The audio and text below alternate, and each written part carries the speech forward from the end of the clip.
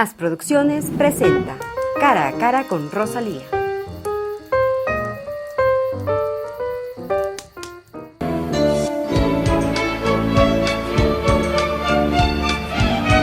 Gracias por continuar con nosotros, queridos amigos, en este programa que lo estamos realizando en la ciudad de Cuenca, en el estudio de la Universidad Politécnica Salesiana.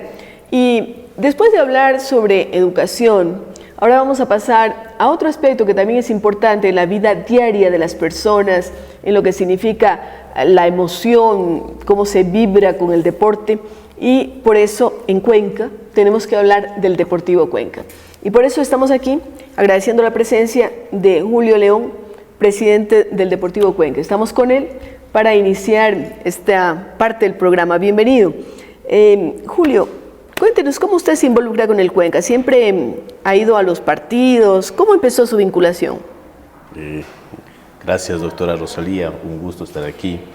Y un saludo para toda la afición que en Cuenca es mayoritaria, seguidora del Club Deportivo Cuenca. Pero hay también otros que están en Quito, en Guayaquil y que siguen al Deportivo Cuenca. No se olvide de eso. Y ya está fuera del país, ¿no? Sí, después de Cuenca, fuera del país, en Nueva York. Nueva York, la mayor cantidad de hinchas. Y en España hay una gran cantidad de hinchas del Cuenca. Que sufren, lloran y también se alegran, ¿no? Es parte del fútbol ese sufrimiento. ¿Cómo se inició usted?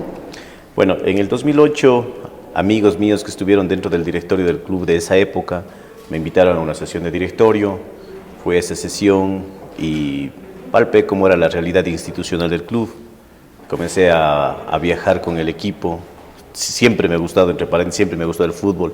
Toda la vida he sido hincha del Cuenca. He estado en las gradas, en el estadio, en las buenas y en las malas. Y de pronto, esta era una faceta diferente. Nunca he estado en una dirigencia deportiva. No tenía en mente que lo iba a hacer algún momento. Pero este llamado y comenzar a viajar con el equipo me gustó. Como dice alguna propaganda en la televisión, me picó el bichito del fútbol. Y ahora está al frente. Llegamos a jugar una posibilidad de ir a Copa Libertadores en ese año. Y acompañé en ese último partido al equipo. Luego del partido los jugadores le ganamos, recuerdo, al Deportivo Quito 1-0 y pasamos a jugar el repechaje de Copa Libertadores. Ahí sucedió un hecho anecdótico que al regreso los jugadores habían organizado una fiesta para ellos y me invitaron. Y en la fiesta los jugadores me propusieron que yo sea el presidente del club. Me pareció una cosa, qué bien, ¿no? Sí, al comienzo me pareció totalmente descabellado. Pero ahora ya está encantado, porque usted está desde el 2009, o sea que ya no es tan novato, tiene unos 3 años al frente. Sí, exactamente. Este año se cumple mi periodo y le digo, he tenido mucha fortuna en el manejo del club. Mucha satisfacción también. Mucha satisfacción, problemas que se dan, como todo en la vida. El fútbol es muy parecido a la vida. En la vida uno no vive solo, siempre depende de otras personas. Y el fútbol es así, no es un deporte en el cual se depende de una sola persona. El vínculo con una cantidad de jugadores que profesan muchas de las veces diferentes religiones, son de diferentes razas, inclusive de diferentes países. Entonces es una pequeña conjunción, como una pequeña sociedad, una microsociedad que tiene que luchar. El momento de que salgan a la cancha tienen que luchar todos juntos, porque en caso contrario no funciona. Y eso es un aprendizaje interesante. El hecho de estar vinculado a usted le da una visión diferente, porque conoce el fútbol por dentro. No solo lo que ve el hincha en la cancha, sino lo que siente el dirigente con toda la problemática que eso significa. Encontrar el director técnico, saber cuáles son los jugadores, ver la parte económica, todo eso le ha tocado. Sí, lo fundamental de una institución, independientemente de quién sea, una empresa, el manejo familiar de la casa, o en este caso el deporte, tiene que partir de algo. Ese algo es el orden. Y lamentablemente el Club Deportivo Cuenca no era muy ordenado, no era muy organizado. Cuando yo llegué teníamos una deuda enorme, muy complicada, que a tal punto que nadie quiso participar en estas elecciones. Y fui, le digo, por graficarle de alguna manera, casi empujado a aceptar la presidencia por los jugadores, los directivos de esa época, etc. Bueno, tomé el reto y... ¿Cómo va a entregar usted? Porque empezó con una deuda, con un club desorganizado, y ahora cuando se cumpla su periodo, ¿cómo va a entregar el...? Por lo menos pretendo entregar un club organizado que sepa lo que quiere y sepa por dónde debe ir. Y mejor organizado en la parte financiera también. Sí, definitivamente. Nosotros tomamos una deuda muy grande de 4 millones y algo más de dólares. Nuestra intención fue trabajar para que esa deuda desaparezca, pero lamentablemente no va a ser así. Va a quedar un saldo negativo de algo más de $1 millón, pero que en el fútbol es bastante manejable. Es mucho más manejable que hablar de 4, ¿no es cierto? Sí, seguramente. La forma como pensábamos que esto podía funcionar era copiando lo que hacen los grandes clubes en el mundo. Los grandes clubes en el mundo trabajan mucho en sus divisiones menores. Si los grandes clubes en el mundo, con un potencial económico tan grande, trabajan en sus divisiones menores, imagínense a nosotros en el Ecuador, con los inconvenientes que tenemos de todo orden, sobre todo lo económico, era lógico que había que trabajar así. Los 2 primeros técnicos hicieron un trabajo importante. Con Guillermo Duró tuvimos la mejor Copa Libertadores de la historia del club. Con Paul Vélez llegamos a disputar una final, cosa que el club no ha disputado, a pesar de que una vez fue campeón, pero no se disputó en este formato de llegar a jugar una final. Y luego la contratación del profesor Soler, eso le dio un cambio y sobre todo una idea mucho más acercada a lo que nosotros queríamos. Un trabajo metódico, un trabajo permanente, sabiendo de lo que hace.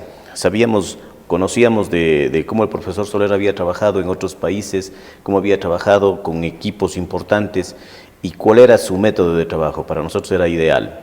De pronto él asumió un riesgo, porque para un técnico que tiene trayectoria es un riesgo venir a trabajar de esa manera.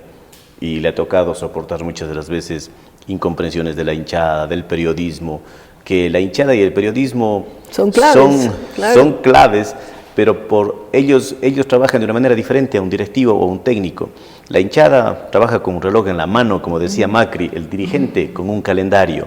Tiene que hacer las cosas para largo plazo, no solo para el momento. Las satisfacciones momentáneas son momentáneas y a veces dejan inconvenientes futuros. Los trabajos a largo plazo, como en todo en la vida, siempre deja una estructura mucho más sólida. Ahora, el Deportivo Cuenca nace como con una euforia, ¿no? Cuando cuencanos de cepa deciden crear un club y tiene unos momentos de gloria increíbles. Yo recuerdo que la gente se quedaba la noche entera al pie del estadio esperando para que se abra la taquilla y poder comprar un ingreso. Era una fiebre. Hemos tenido glorias como Lisiardi, por supuesto, como Piazza, como muchos de ellos argentinos que vinieron aquí. ¿Qué hay de esas glorias? ¿Puede usted mencionar ahora jugadores que satisfagan ese afán de la hinchada de tener ídolos? Correcto. Cuando nació el Cuenca, nació con una efervescencia enorme.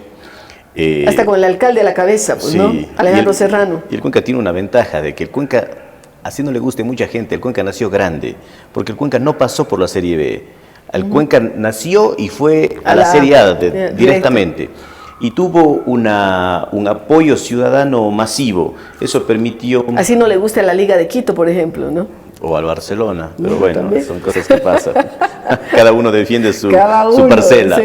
La nuestra fue importante y lo que hicieron los dirigentes de esa época fue una inversión muy fuerte y trajeron jugadores que eran muy reconocidos a nivel internacional. Y era increíble que uno en formación estuviera haciendo eso. ¿Qué nombres recuerda usted de esa época? Por ejemplo, traerle a Bareño en esa época. Bareño era un jugador de la selección de Uruguay que venía de jugar un mundial. O Carlos Santiago Rodríguez, que igual pertenecía a la selección uruguaya.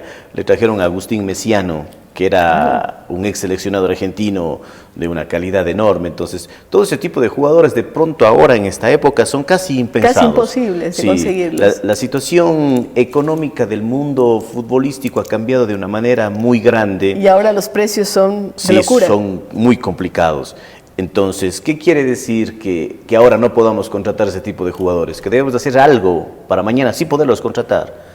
¿Cómo se tiene que hacer eso? Trabajando en las divisiones menores. Claro, y formando a la gente. El fútbol es una industria. Así es. Acá en el Ecuador se le trabaja al fútbol como si fuese un comercio. El fútbol no es un comercio, el fútbol es una industria. La materia prima son los jugadores y esa materia prima hay que darle el valor agregado. ¿Quién le va a dar el valor agregado? Los técnicos, como tipo profesor Soler y todo el grupo de técnicos que están trabajando con él. La dirigencia tiene que dar el paso, pero quien tiene que hacer el trabajo son ellos. Y ese producto con un valor agregado va a darle al club los ingresos que el club necesita. Claro, claro que sí. Yo creo que Julio León, presidente del Deportivo Cuenca, en este último periodo, tiene una visión clara de lo que significa el fútbol y de cuál ha sido su reto al frente de esta escuadra de este grupo al que se le conoce como el Cuenquita, al que se le pone mucho corazón, mucha mente también. Así es que queremos agradecerle, desearle éxito en sus funciones y nosotros hacemos una pausa y vamos a regresar con el director técnico del Deportivo Cuenca, Luis Soler.